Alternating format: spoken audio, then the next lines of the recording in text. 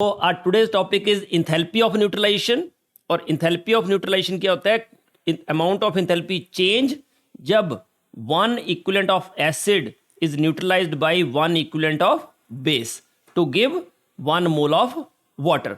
और अगर कोई strong acid versus strong base है, strong acid versus strong base, तो उसकी enthalpy of neutralization is always equal to -13.7 kilo calories और -57.3 kilo joule. It is fixed for strong acid and strong base. तो one equivalent of acid और one equivalent of base का मतलब क्या है कि वन इक्विवेलेंट ऑफ एसिड जो है हमेशा कितना देता है? 1 मोल ऑफ H+। और 1 मोल ऑफ एसिड का मतलब है वो कितने H+ देगा? जितनी उसकी बेसिसिटी होगी। जैसे मैंने अगर 1 मोल H2SO4 लिया तो वो कितने देगा? 2 मोल ऑफ H+ आयन। बट उसी का 1 इक्विवेलेंट जो है वो देगा 1 मोल ऑफ H+। वैसे ही 1 mole of H3PO4 gives 3 mole of H+ ion, but 1 equivalent of H3O4 will give 1 mole of H+। इसका मतलब ये हुआ कि 1 मोल H2SO4 में 2 इक्विवेलेंट्स H2SO4 होते हैं, और वैसे ही 1 मोल H3PO4 में 3 इक्विवेलेंट्स होते हैं। इसका मतलब फॉर्मूला जो बनेगा इस तरह से कि number of equivalents equal to number of moles into its n factor. तो उसको डिराइव भी कर सकते हैं हम कि इक्विवेलेंट वेट है molecular weight over n factor. तो मॉलिक्यूलर वेट क्या हो जाएगा? Equivalent weight into n factor. n factor कुछ भी हो सकता है, एसिडिटी हो सकती है, बेसिसिटी होती है, number of electrons gain lost हो सकते हैं, वैलेंसी हो सकती है, चार्ज ऑन द आयन हो सकता है, चेंज इन ऑक्सीडेशन नंबर हो सकता है रेडॉक्स रिएक्शन में। डिपेंड करता है कि कौन से रिएक्शन से डील कर रहे हैं। पर यहाँ पे हम एसिड बेस से बात कर रहे हैं तो इसलिए बेसिसिटी और एसिडिटी आएगा। तो नंबर ऑफ मोल्स क्या होते हैं? Weight over molecular weight. तो वेट ओवर मॉलिक्यूलर वेट को हमने equivalent weight into n factor लिख दिया। तो वेट ओवर इक्विवेलेंट वेट क्या होता है? It is number of equivalents. जैसे वेट ओवर मॉलिक्यूलर वेट था नंबर ऑफ मोल्स, वैसे ही weight over equivalent weight is number of equivalents and divided by n factor. तो इस तरह से H2SO4 के नंबर ऑफ मोल्स अगर 1 है और इसका n फैक्टर 2 है तो ऑब्वियसली इसके नंबर ऑफ इक्विवेलेंट्स कितने हो जाएंगे? 2। तो 2 मोल H+ आयन देगा 1 मोल H2SO4। तो इसका मतलब 2 equivalents 2 mole of H+ ion देंगे। इसका मतलब ये हुआ कि एक इक्विवेलेंट अगर H2SO4 का है तो that will give 1 mole of H+ ions. Same is the case with H3PO4। तो अगर 1 मोल है तो ये 3 मोल H+ देगा। Obviously 3H+ plus PO4 3 negative, इस तरह से डिसोसिएट होगा ना ये। तो 1 मोल अगर H2SO4 है और उसका n फैक्टर है 3, तो नंबर ऑफ इक्विवेलेंट्स हो जाएंगे 1 इंटू 3। इसका मतलब 1 mole H3PO4 means 3 equivalents of H3PO4 and that will give 3 mole of H+ ion. तो 1 equivalent of H3PO4 will give 1 mole of H+ ions. और ये मैंने अभी बताया आपको कि strong acid versus strong base की जो इंथैल्पी ऑफ न्यूट्रलाइजेशन होती है that is always equal to -13.7 और -57.3, क्योंकि स्ट्रॉन्ग एसिड और स्ट्रॉन्ग बेस हमेशा जो है वो डिसोसिएटेड फॉर्म में होंगे, कंप्लीट आयोनाइज होंगे विदाउट एनी एफर्ट। जैसे वाटर में डालोगे H+ अलग हो जाएगा, Cl नेगेटिव अलग, Na+ अलग हो जाएगा, OH नेगेटिव अलग। तो Na+ और Cl नेगेटिव जुड़ जाएंगे और H+ और OH नेगेटिव। तो इस तरह से जो है we get the maximum value during the neutralization process. But अगर मान लिया कि हमारे पास जो है ना एक है एसिटिक एसिड और दूसरा है NaOH, तो इस केस में जब न्यूट्रलाइजेशन होगी तो ऑब्वियसली बनेगा तो यही सोडियम का सॉल्ट ऑफ एसीटेट आयन और इसका H+, इसका OH नेगेटिव वाटर बना देगा। बट अब मुझे बताओ कि इसकी जो इंथैल्पी ऑफ न्यूट्रलाइजेशन होगी वो ज़्यादा आएगी या कम आएगी? अगर मैं इससे कंपेयर करूं इसको HCl प्लस NaOH से, तो इसकी जो इंथैल्पी होगी ऑफ न्यूट्रलाइजेशन इससे ज़्यादा आएगी या इससे कम आएगी? सेम आएगी, सेम। दोनों एसिड बेस ही है। अब सुन लो, एसिड है इसलिए कम है। हाँ, तो याद रखना कि इंथैल्पी ऑफ न्यूट्रलाइजेशन इसकी अगर मैं मैग्नीट्यूड लेता हूँ x और इसका इंथैल्पी ऑफ न्यूट्रलाइजेशन का इसका लेता हूँ y, तो जो इंथैल्पी ऑफ न्यूट्रलाइजेशन है ये first one that is always less than second, क्योंकि इसको जब एनर्जी रिलीज होगी तो पहले कुछ एनर्जी इसको डिसोसिएट करने में हमें यूज करनी पड़ेगी, क्योंकि एसिटिक एसिड वीक एसिड है, तो weak acid cannot dissociate completely, ionize नहीं होता कंप्लीटली, तो इसको आयोनाइज करने के लिए हमें एनर्जी प्रोवाइड करनी पड़ेगी, और वो एनर्जी इस जो एनर्जी रिलीज होगी उसमें से माइनस हो जाएगी, इसलिए जो एनर्जी जो रिलीज होगी वो थोड़ी कम होगी। तो इस तरह से we can calculate enthalpy of ionization of weak acid. ऐसे करके हम क्या निकाल सकते हैं? Enthalpy of ionization of weak acid और weak base. Weak acid and weak base की हम इंथैल्पी ऑफ आयोनाइजेशन जो है वो फाइंड आउट कर सकते हैं।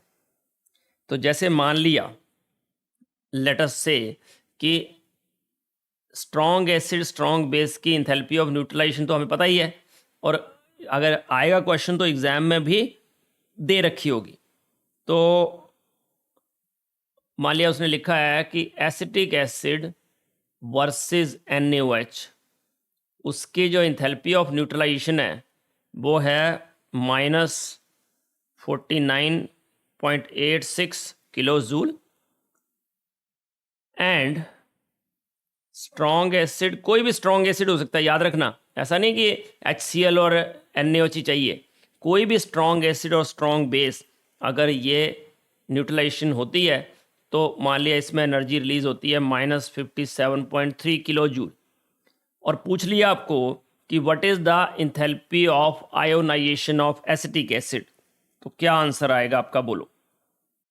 तो इसमें ये याद रखना कि इंथैल्पी ऑफ जो न्यूट्रलाइजेशन है, enthalpy of the neutralization of strong acid versus weak base, that is equal to enthalpy of neutralization of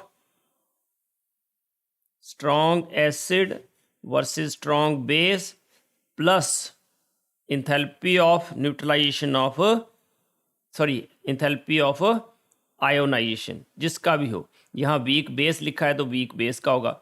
इसका मतलब ये हुआ कि इंथैल्पी ऑफ आयोनाइजेशन अगर आपको फाइंड आउट करनी है तो that is equal to enthalpy of ionization of strong acid versus weak base minus enthalpy of neutralization of strong acid strong base, जो भी है। और यहाँ पे बेस की बात होगी, enthalpy of neutralization of base, वहीं पे enthalpy of neutralization of enthalpy of ionization of acid निकालना है मुझे। मान लिया वीक एसिड है हमारे पास, तो enthalpy of neutralization of weak acid versus strong base minus enthalpy of neutralization of strong acid strong base. तो इस तरह से यू कैन कैलकुलेट। बोलो क्या वैल्यू आई? नहीं, सर फर्स्ट इक्वेशन में आयोनाइजेशन वाला राइट साइड है, तो सेकंड इक्वेशन में लेफ्ट साइड आया तो माइनस साइन भी आएगा। तो माइनस तो किया है, ये इंथैल्पी ऑफ आयोनाइजेशन मैंने ऐसे रहने दिया, इसको मैं इधर ले गया ना,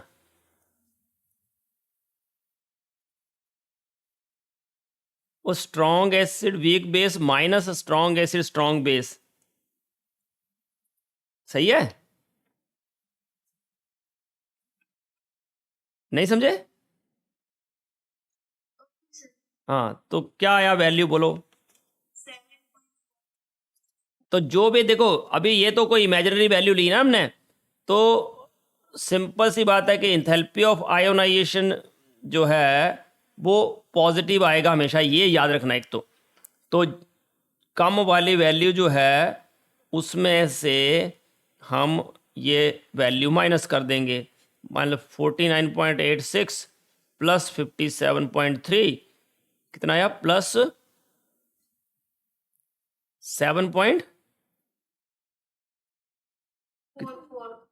7.44 किलो जूल। तो ये आ जाएगी बेटा इंथैल्पी ऑफ आयोनाइजेशन।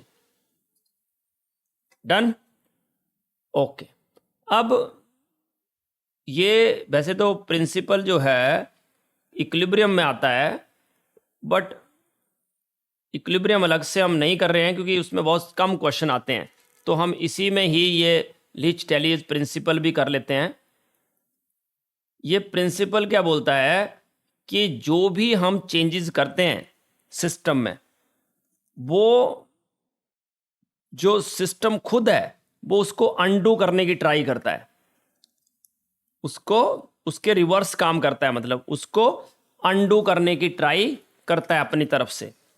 तो जैसे मान लिया इक्विलिब्रियम पे मैंने कंसंट्रेशन का इफेक्ट देखना है, मतलब ये बात हो रही है कि इक्विलिब्रियम पे हम जो चेंजेस करते हैं, मतलब इक्विलिब्रियम को मेंटेन होता है एट द एंड, है ना? तो कंसंट्रेशन का इफेक्ट देखते हैं। मान लिया कोई रिएक्शन है, रिएक्टेंट गिव्स प्रोडक्ट, तो अगर मैं प्रोडक्ट इंक्रीज करता हूं तो बताओ रिएक्शन कहां जाएगा? फॉरवर्ड जाएगा कि रिवर्स जाएगा?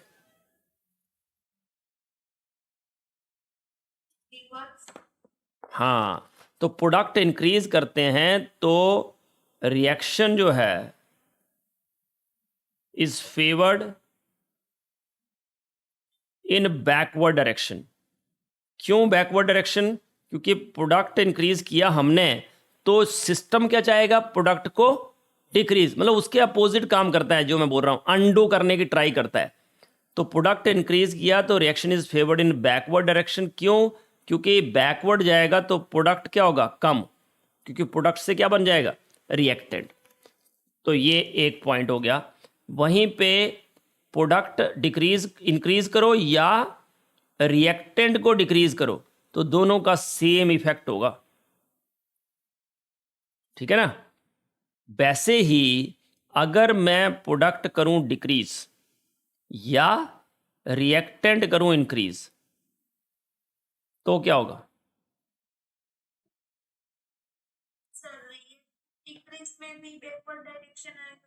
हाँ बेटा, रिएक्टेंट डिक्रीज होगा तो रिएक्शन अनडू करने की ट्राई करेगा ना, रिएक्टेंट को बढ़ाने की ट्राई करेगा। तो रिएक्टेंट बढ़ेगा कहाँ? कैसे? अगर रिएक्शन बैकवर्ड होगा, समझ? इसलिए, है ना? तो दोनों एक ही काम करेंगे।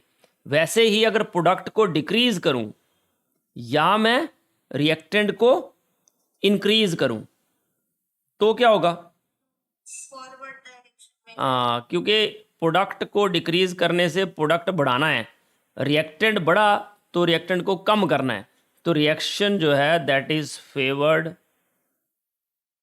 इन फॉरवर्ड डायरेक्शन, मतलब रिएक्शन जो है वो फॉरवर्ड ज़्यादा जाएगा।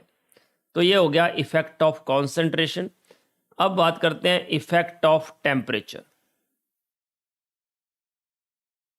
ये हमने थर्मोडायनेमिक्स में भी किया थोड़ा बहुत कि reaction is favoured at low temperature, reaction is favoured at high temperature.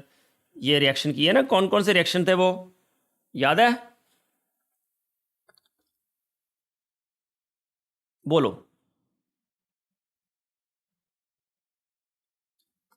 अगर मैं टेम्परेचर मान लिया इसमें सबसे पहली बात ये पता होना चाहिए कि रिएक्शन एंडोथर्मिक है कि एक्सोथर्मिक। तो मान लिया एंडोथर्मिक रिएक्शन है, तो एंडोथर्मिक रिएक्शन में किस साइड रिएक्शन फेवर होगा?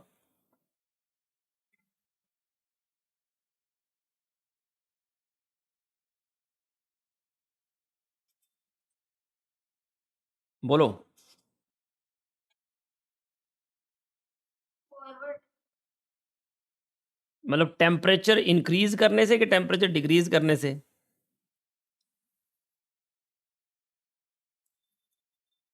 Temperature increase.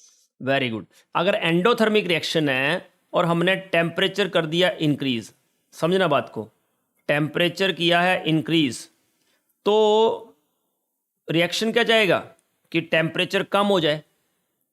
तो एंडोथर्मिक रिएक्शन में क्या होता है, एनर्जी एब्जॉर्ब होती है, तो वो सिस्टम से एनर्जी को एब्जॉर्ब कर लेता है। इसका मतलब एंडोथर्मिक रिएक्शन जो है that is going in the forward direction on increasing temperature. अगर टेम्परेचर इंक्रीज करते हैं वो फॉरवर्ड जाएगा, और वहीं टेम्परेचर को डिक्रीज करते हैं तो फिर वो बैकवर्ड जाएगा। क्योंकि अगर फॉरवर्ड में वो एंडोथर्मिक है तो बैकवर्ड में क्या हो जाएगा, एक्सोथर्मिक। वैसे ही अगर मान लिया कोई एक्सोथर्मिक रिएक्शन है,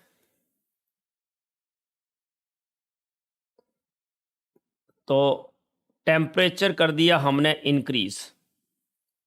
अब अगर एक्सोथर्मिक है तो हीट तो रिलीज होगी, सिस्टम में हीट बढ़ेगी, तो इसलिए ऐसे केस में जो है रिएक्शन कहाँ जाएगा, बैकवर्ड। आपको सिंपल याद रखना है कि endothermic reactions are favoured at high temperature and exothermic reactions are favoured at low temperature, जो already we have done in thermodynamics.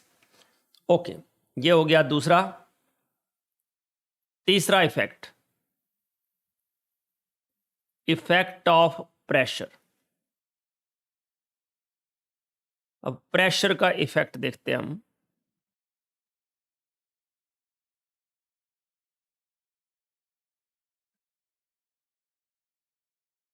तो प्रेशर की बात करें अगर, अब मान लिया कोई ऐसा रिएक्शन है जिसमें डेल्टा एन जी जीरो है, मतलब कि जो गैशियस मोल्स हैं प्रोडक्ट के और रिएक्टेंट के, वो दोनों साइड सेम है, रिएक्टेंट साइड भी प्रोडक्ट साइड भी। तो इसका मतलब ऐसे केस में there is no effect,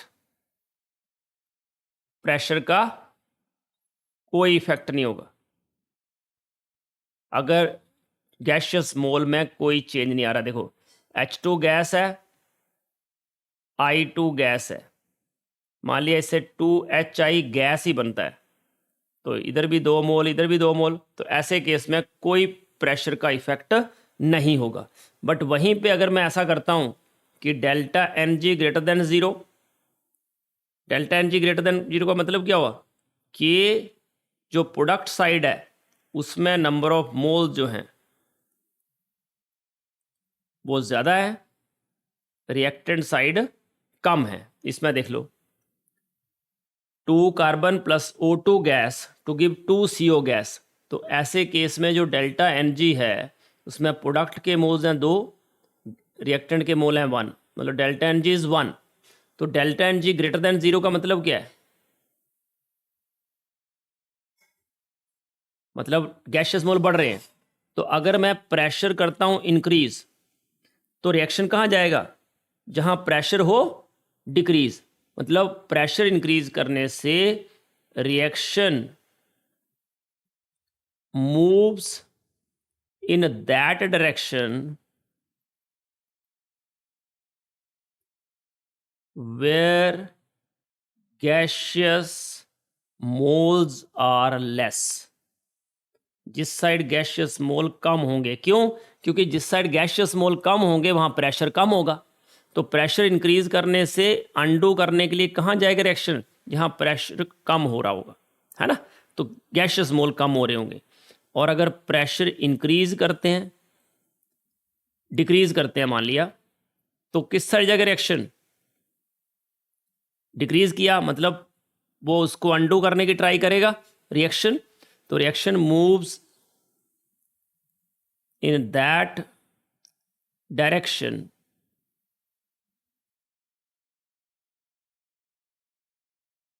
where number of gaseous moles are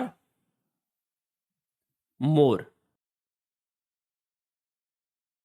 तो अब हम ये देखते हैं कि अगर मान लिया ये रिएक्शन था जो मैंने पीछे लिखा था, carbon solid plus O2 gas to give 2CO gas, तो इस रिएक्शन में डेल्टा Ng जो है दैट इज ग्रेटर देन 0, और मैंने अगर प्रेशर इंक्रीज किया तो रिएक्शन किस साइड जाएगा, जहां गैशियस मोल्स हो रहे हैं कम, तो गैशियस मोल्स कम हो रहे हैं रिएक्टेंट साइड। इसका मतलब ये रिएक्शन जो है that is not favoured by increase in pressure.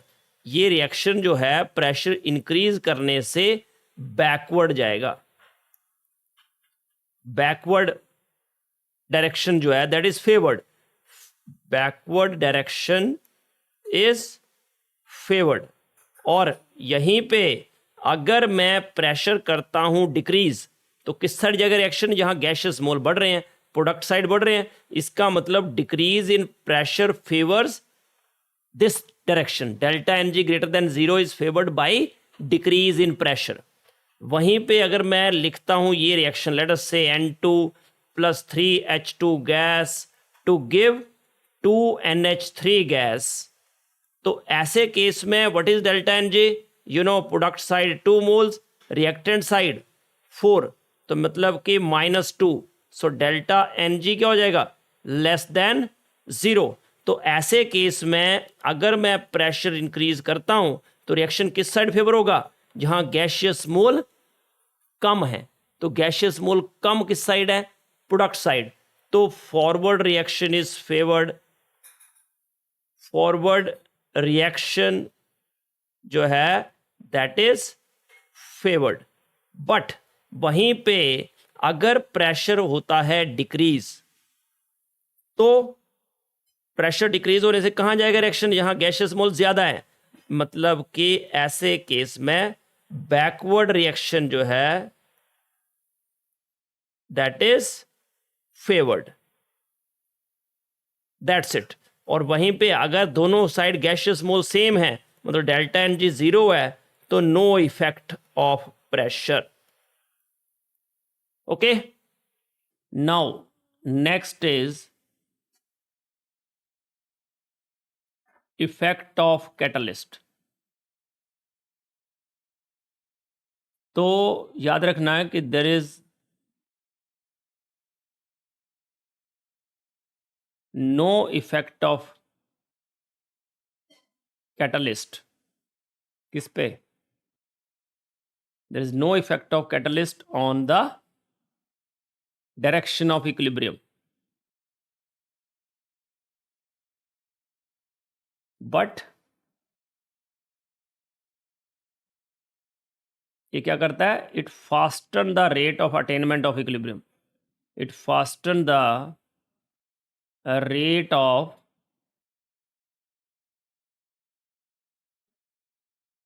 Attainment of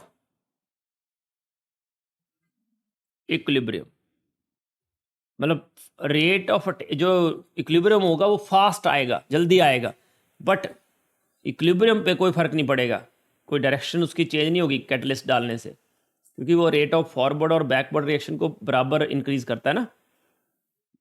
next is effect of adding inert gas. ये थोड़ा सा अलग है, हमने इनर्ट गैस ऐड करी, इनर्ट गैस ऐड करने से क्या होगा,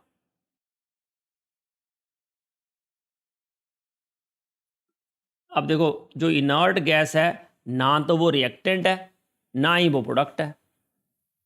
अगर वो ना रिएक्टेंट है ना ही प्रोडक्ट है, तो अगर मैं उसको डालता हूं at constant volume,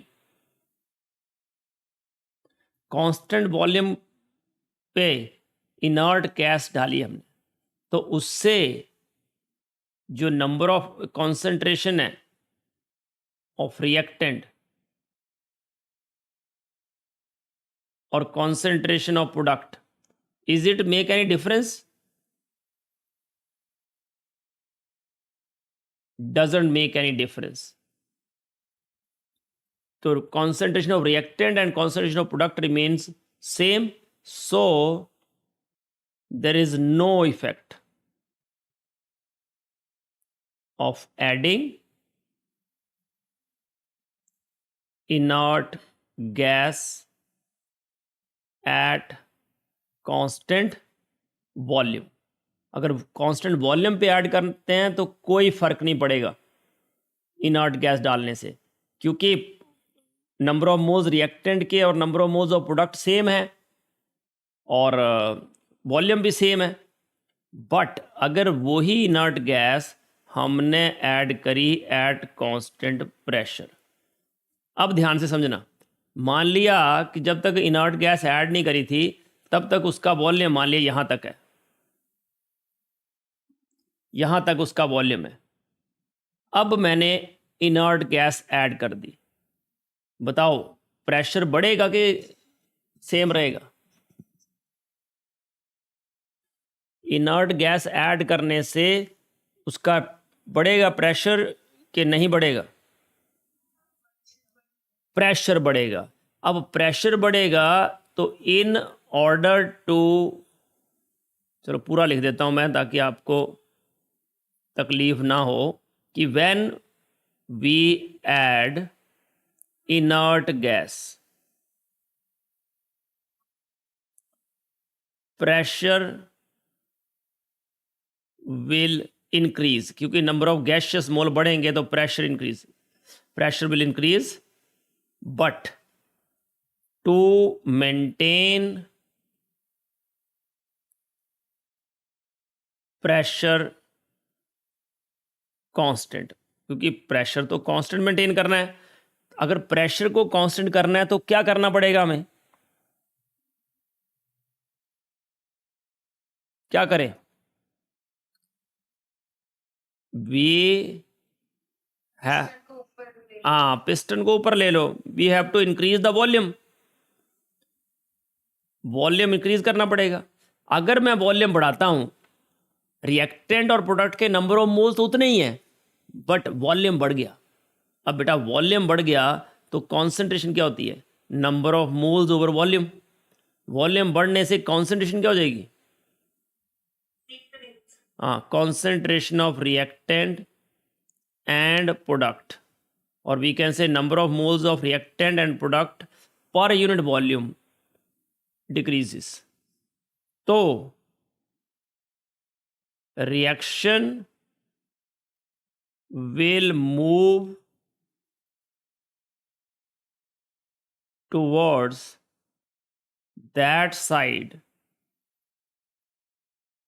where there is increase in number of moles, either reactant or product.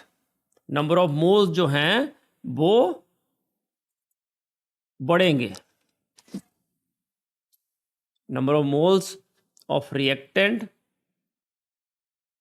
और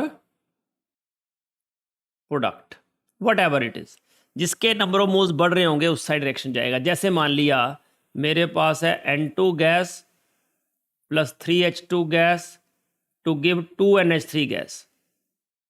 बताओ किस साइड रिएक्शन जाएगा? On adding inert gas, on adding inert gas at constant volume, constant pressure. constant volume पे कोई फर्क नहीं पड़ेगा. constant pressure पे हमने inert gas ऐड करी तो क्या होगा? हेलो, किस साइड जाएगा रिएक्शन? फॉरवर्ड और backward?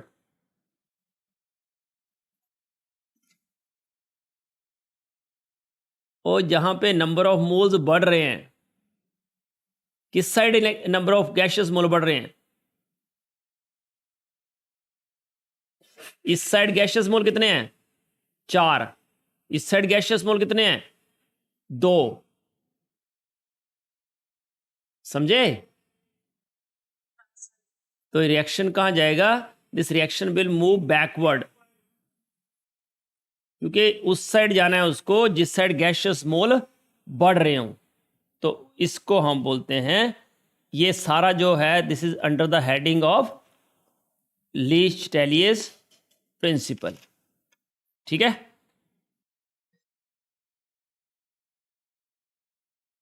So this is the question came in GSET 2022 और ये क्वेश्चन है from, you can say it is from GSET 2022। अब देखो क्वेश्चन है, the following equilibrium is denoted the solubility of substances NaOH solid plus aqueous मतलब water to give NaOH aqueous, और इसका delta H दिया हुआ है नेगेटिव। तो delta H negative what it means, you know it is heat released, ठीक है। तो that means it is a exothermic reaction. और हमने अभी पढ़ा था कि जो एक्सोथर्मिक रिएक्शंस हैं मतलब सॉलिबिलिटी जो है that is exothermic, solubility is exothermic. तो एक्सोथर्मिक रिएक्शन जो है अभी पढ़ा हमने कि exothermic reactions are favoured at low temperature, right. Exothermic reactions or exothermic processes are favored at low temperature। तो लो टेम्परेचर पे एक्सोथर्मिक रिएक्शन फेवरेबल होते हैं। इसका मतलब ये हुआ कि ये टेम्परेचर इंक्रीज हो अगर तो सॉलिबिलिटी फेवर नहीं होगी, फॉरवर्ड नहीं जाएगा reaction. Increase in temperature favours opposite, इसका मतलब increase in temperature decrease the solubility, क्योंकि इनवर्स रिलेशन होगा, टेम्परेचर इंक्रीज हो रहा है और रिएक्शन है एक्सोथर्मिक। तो इसलिए एक्सोथर्मिक रिएक्शन जो है वो टेम्परेचर डिक्रीज होगा तो सॉलिबिलिटी इंक्रीज होगी। यहाँ टेम्परेचर हो रहा है इंक्रीज तो सॉलिबिलिटी क्या होगी, decrease. I hope you understood. ये है एप्लीकेशन ऑफ लीच-टैलियस प्रिंसिपल। दूसरा क्वेश्चन है GSET 2021 का क्वेश्चन है, for the following equilibrium reaction water liquid to give water gas delta H है पॉजिटिव। इसका मतलब एक तो ये एंडोथर्मिक प्रोसेस है, ये जो प्रोसेस है दैट इज एंडोथर्मिक। तो एंडोथर्मिक प्रोसेस जो है that is favoured at high temperature, मतलब इंक्रीज इन टेम्परेचर फेवर करेगा। बट यहां पूछा है प्रेशर के लिए, तो इंक्रीज इन प्रेशर किस साइड को फेवर करता है, favours that side of the reaction, that side of the process where number of gaseous moles are less। अब देखो यहां है लिक्विड और इस साइड है गैस, दैट मीन्स इस साइड गैशियस मोल बढ़ रहे हैं, इस साइड गैशियस मोल कम हो रहे हैं। इसका मतलब ये जो रिएक्शन है लेस साइड जाएगा, गैशियस मोल कम होंगे उस साइड जाना है, तो मतलब बैकवर्ड जाएगा। तो it favours backward reaction. It देखो फेवर्स वेपराइजेशन मतलब लिक्विड से जो गैस बनना, तो गलत, फॉरवर्ड रिएक्शन गलत, नो चेंज इन इक्विलिब्रियम गलत। ये नो चेंज कब होता है प्रेशर के साथ, जब डेल्टा NG 0 हो। यहाँ पे अगर देखोगे तो डेल्टा NG क्या है, greater than 0, delta NG is greater than 0। तो अगर डेल्टा NG ग्रेटर देन 0 है तो डिक्रीज इन प्रेशर फेवर करेगा उसको, है ना, कि प्रेशर डिक्रीज हो तो इक्विलिब्रियम कहां जाएगा, जहां नंबर ऑफ गैशियस मोल ज्यादा हो, right. So that's all for the day, है ना, अबाउट द लीच-टैलियस प्रिंसिपल। इसको अच्छे से कर लेना। इसका मतलब लीच-टैलियस प्रिंसिपल पे इस साल भी क्वेश्चन आने के चांसेस हैं। ये जूल थॉमसन इफेक्ट।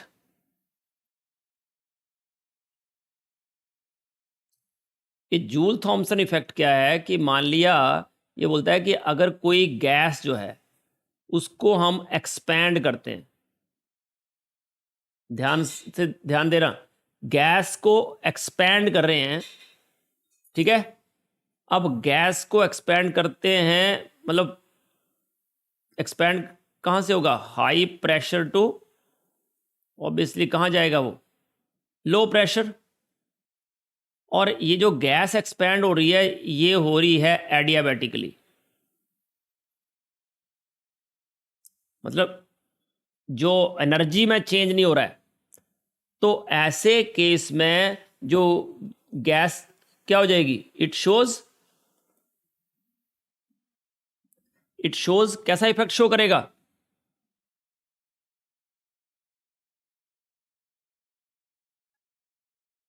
बोलो। It shows generally cooling effect. ये इसमें भी पढ़ा था ना, जब ऐसे जाते थे ऐसे, ये वाला साइक्लिक प्रोसेस, उसमें देखा था जब एक्सपैंड होती है गैस तो टेम्परेचर T2 से कितना हो जाता था, T1। प्रेशर जो है P2 से P3 होता था, पर प्रेशर ये क्या होता था, कम, ये ज़्यादा। तो इसका मतलब अगर हम एडियाबैटिकली एक्सपैंड करते हैं किसी गैस को तो उसका प्रेशर जो है वो क्या हो जाता है, लो, और टेम्परेचर भी लो। जनरल केस है ये, इन जनरल। और ऐसे केस में जो कॉफिशेंट हम डिफाइन करते हैं जिसको हम बोलते हैं जूल थॉमसन कॉफिशेंट, और इसकी वैल्यू क्या होती है, change in temperature divided by, मतलब ratio of the change in temperature versus change in pressure at constant enthalpy, and that is called Joule Thomson coefficient. इसको बोलते हैं हम जूल थॉमसन कॉफिशेंट, ठीक है। ये जूल थॉमसन कॉफिशेंट का definition कर लोगे, change in temperature divided by change in pressure at constant enthalpy. तो जनरली गैसेस जो होती हैं वो क्या होती हैं, गैसेस ऑन कूलिंग, मतलब गैस एक्सपैंड जब होती है तो generally it shows cooling on expansion, but sometimes it shows heating on expansion. बहुत बड़ी बात है ये, कई बार ऐसा होता है। तो वो डिपेंड करता है किस पे, एक और डिफाइन करता हूं मैं term, that is called inversion temperature.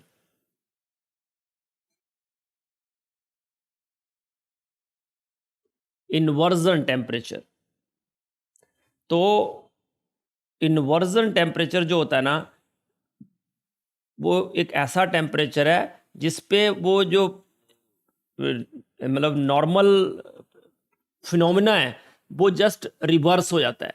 मतलब कि हम क्या बोल रहे हैं कि जब भी एक्सपेंशन होगी तो क्या होगी, बोलो क्या होगा, अगर एक्सपेंशन होती है तो एक्सपेंशन से क्या हो रहा है, हीटिंग या कूलिंग, कूलिंग। हाँ। तो अगर मान लिया कि हो रही है एक्सपेंशन, और एक्सपेंशन से जो है हीटिंग हो रही है, तो ये तो अलग टाइप का फंडा हो गया ना। अदरवाइज हम क्या बोल रहे हैं कि टेम्परेचर हमेशा क्या करेगा, डिक्रीज। तो ये इन्वर्जन टेम्परेचर जो है ना वो डिसाइड करता है कि कूलिंग होगी या हीटिंग होगी, है ना। तो ये जो है ये टेम्परेचर है, inversion temperature is the temperature below which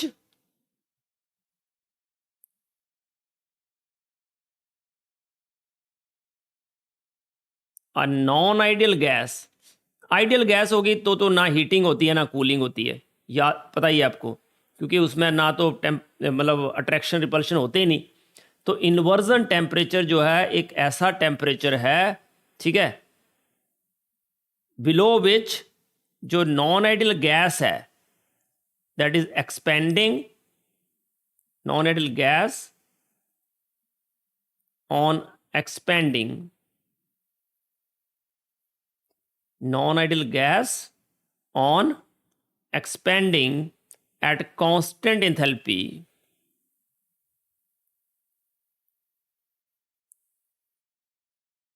constant enthalpy मतलब ना तो हीट एब्जॉर्ब हो रही है ना ही रिलीज, तो ये क्या करेंगे, will experience a decrease in temperature, क्या शो करेंगे, अ temperature, a decrease in temperature.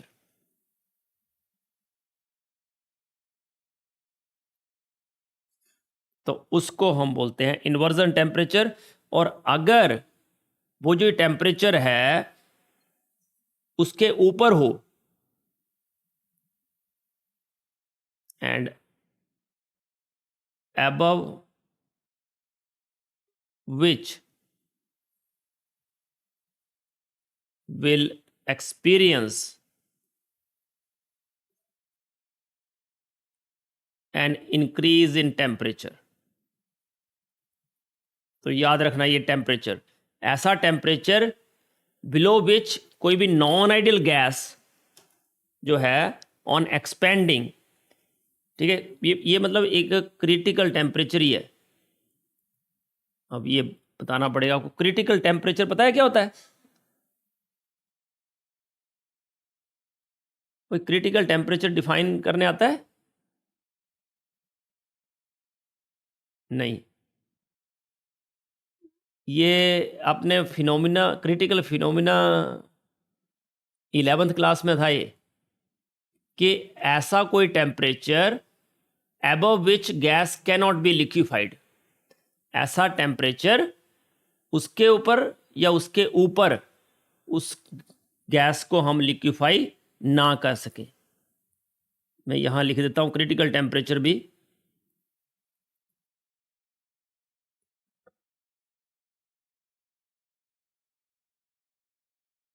Temperature at and above which a gas cannot be liquefied,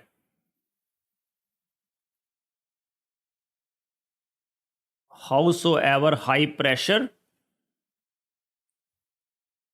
may be applied।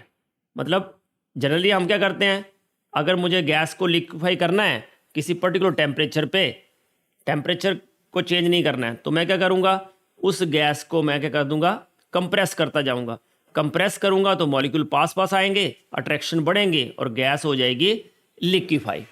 But बोलता है एक ऐसा टेम्परेचर आता है जिसके ऊपर अगर गैस है तो वो कभी भी, या उसके ऊपर या उससे ज़्यादा टेम्परेचर है तो गैस लिक्विफाई कभी होगी नहीं, चाहे जितना मर्जी आप प्रेशर अप्लाई करते रहो, तो उसको बोलते हैं हम क्रिटिकल टेम्परेचर। और वही क्रिटिकल टेम्परेचर उसके बिलो अगर कोई नॉन आइडियल गैस है तो वो जब एक्सपैंड होती है क्रिटिकल टेम्परेचर से बिलो, तो वो कूलिंग शो करती है, डिक्रीज इन टेम्परेचर शो करती है। बट वही अगर एबव उससे टेम्परेचर हो, कोई क्रिटिकल टेम्परेचर से एबव हो, है ना, तो it will experience an increase in temperature, मतलब वो हीटिंग शो करती है। अगर उसी टेम्परेचर को हम ले लेंगे ना, ऐसा टेम्परेचर इन्वर्जन टेम्परेचर जो है वो क्या है, क्रिटिकल टेम्परेचर जिसके बिलो जो है गैस क्या शो करेगी, कूलिंग, और उसके ऊपर अगर गैस को एक्सपेंड करोगे तो क्या शो करेगी, हीटिंग। उसको हम बोलते हैं इन्वर्जन टेम्परेचर। तो मुझे बताओ कि अगर मान लिया मेरे पास ये था ना Joule Thomson coefficient, change in sorry temperature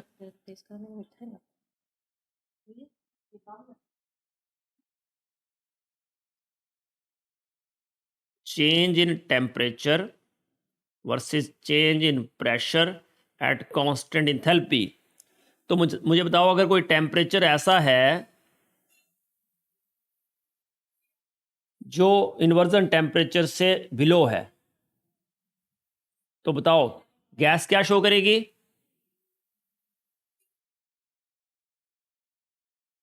cooling. अच्छा, gas shows cooling on expansion. तो ऐसे केस में आप मुझे बताओ कि उसका जूल थॉमसन कॉफिशिएंट जो होगा वो ग्रेटर देन जीरो होगा, लेस देन जीरो होगा, या इक्वल टू जीरो होगा?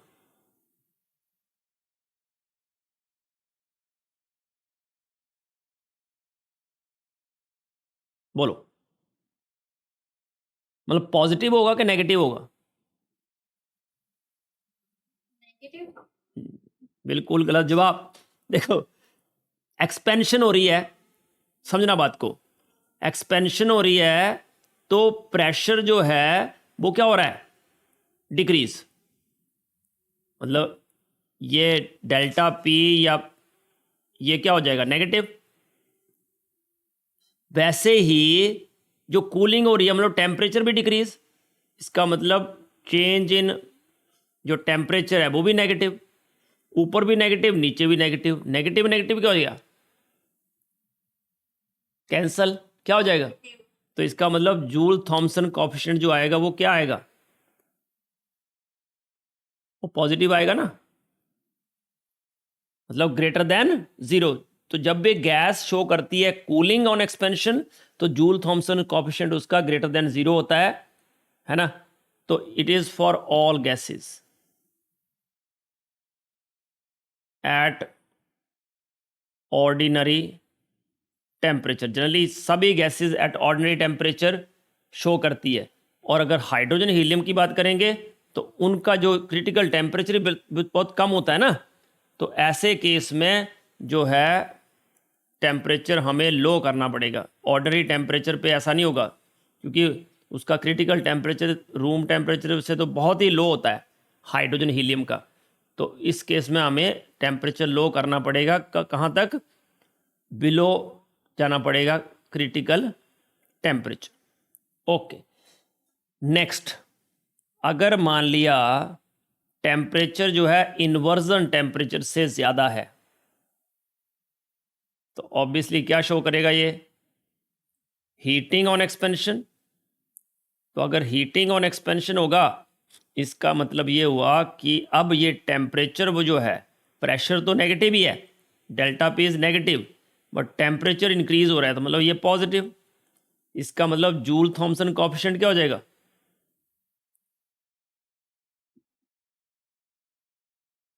बोलो, it become less than zero.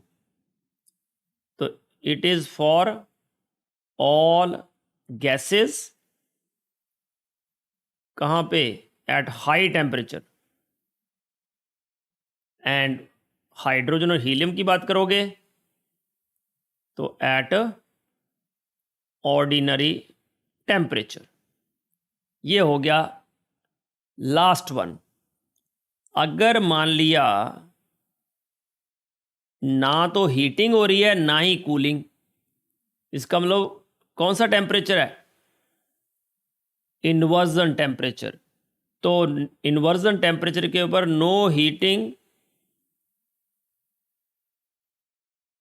और कूलिंग ऑन एक्सपेंशन।